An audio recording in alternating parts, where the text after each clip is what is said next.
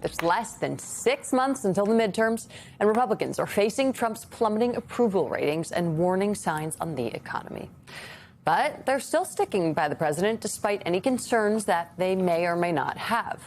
GOP lawmakers speaking with MS Now on background to share their private concerns said their best chance at political survival was to just swallow their reservations and continue ingratiating themselves with Trump, whether it be to maintain turnout with the GOP base, to fight for Republican principles, or to shield themselves from Trump's wrath. And that comes from MS's Michael Schnell.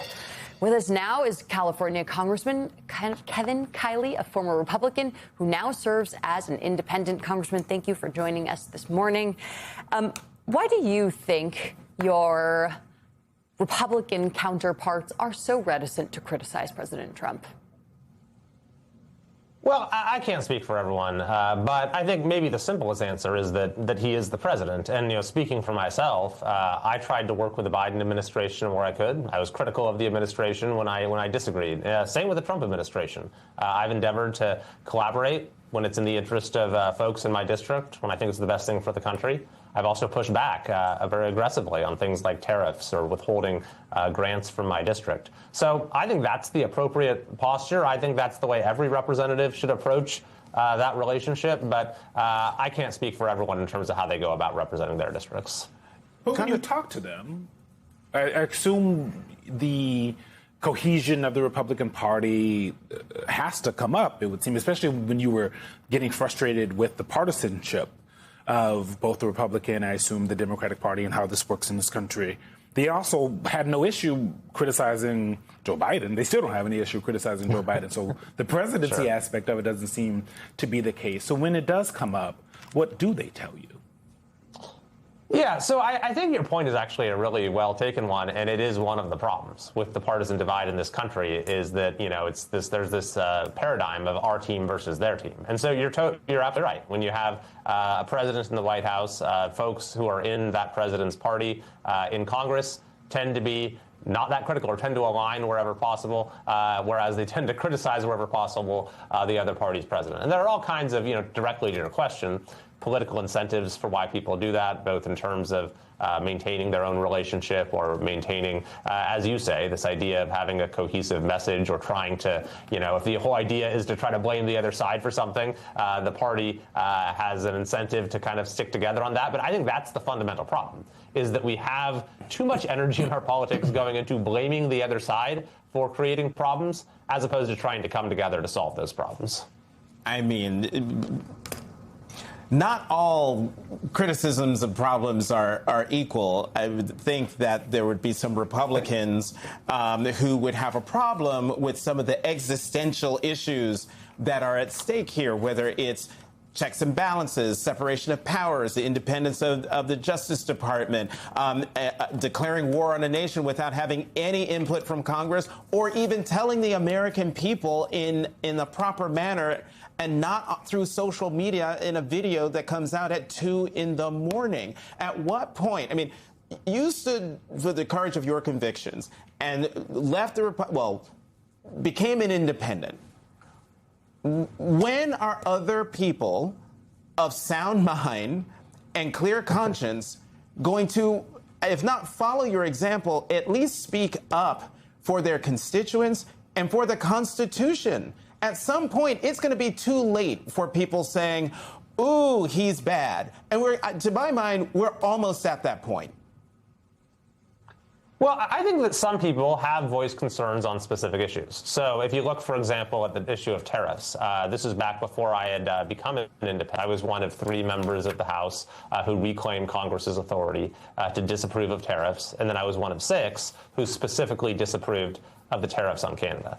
And I think you've seen a number of criticisms coming from within the party and across party lines when it comes to issues like how involved Congress has been with the conflict in Iran. And so, I think that, again, I can't speak for everyone, but I do think that it would be better if we had people who are more independent-minded just on all sides. And frankly, if we had more independence. I think that if you had more people who were operating outside of this deeply embedded structure of the two-party system, and were able to look squarely at what's best for their constituents, what's best for their country, to opt out of the blame game that characterizes Washington, D.C., then our country would be better off.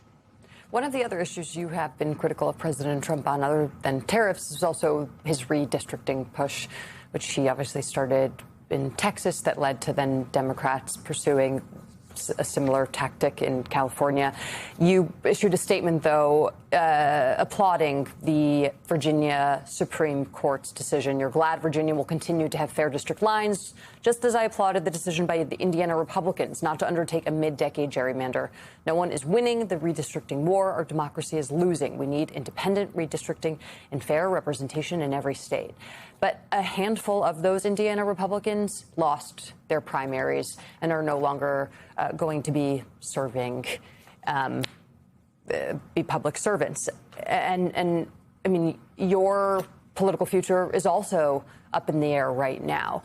This Republican Party, led by Donald Trump, is not welcoming of the independent-mindedness that you have been touting. It feels like you're sort of a dying breed here. Anyone who has spoken out against the president has subsequently left political office. What is your response to this trend?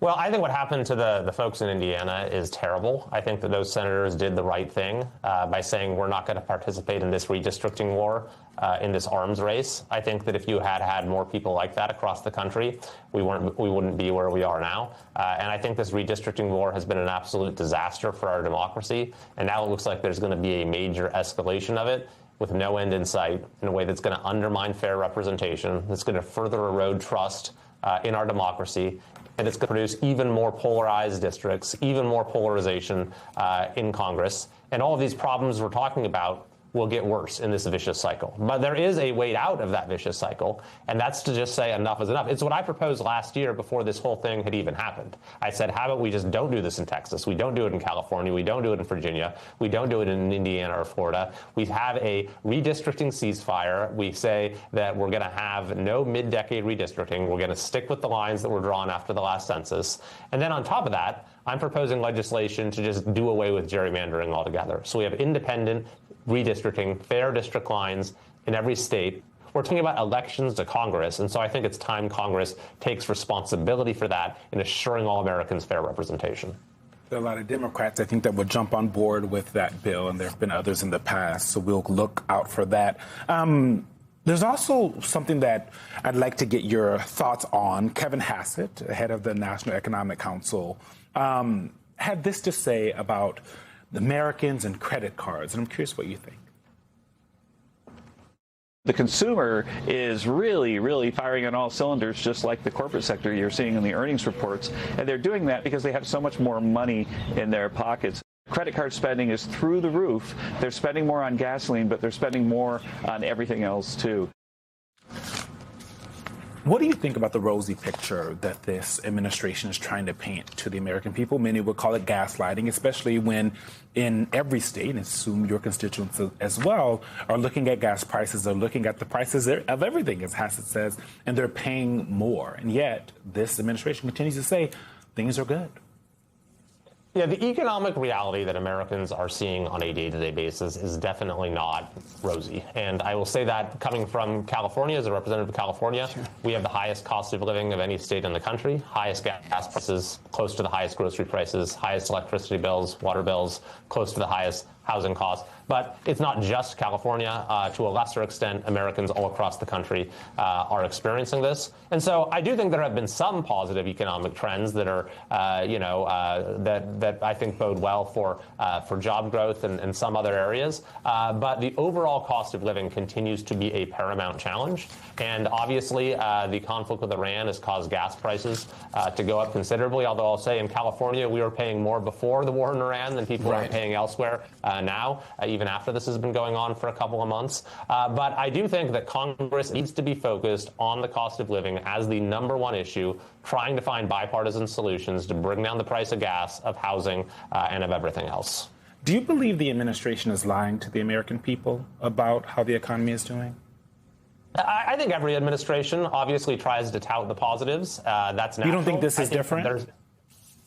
I think there's even a place for that. I mean, there's a great deal of kind of psychology involved as well when it comes to consumer confidence and that sort of thing. So I don't think there's any problem with touting or emphasizing strong points in the economy. But I do, recognize your that when people are experiencing the pain they are, the struggles they are on a day-to-day basis, then there is a responsibility to recognize that, to level with people, to get feedback from people about what they're actually experiencing, what their families are experiencing, so that we can come up with well-calibrated responses that will actually respond to what's going on in people's lives. I don't know. Kevin Hassett saying that, great, credit card spending is going through the roof. That is not a sign of economic health. That's a sign of hurting American consumers trying to make ends meet with their daily costs and putting it on the credit card. California Congressman Kevin Kiley, as always, thank you very much for coming to the weekend.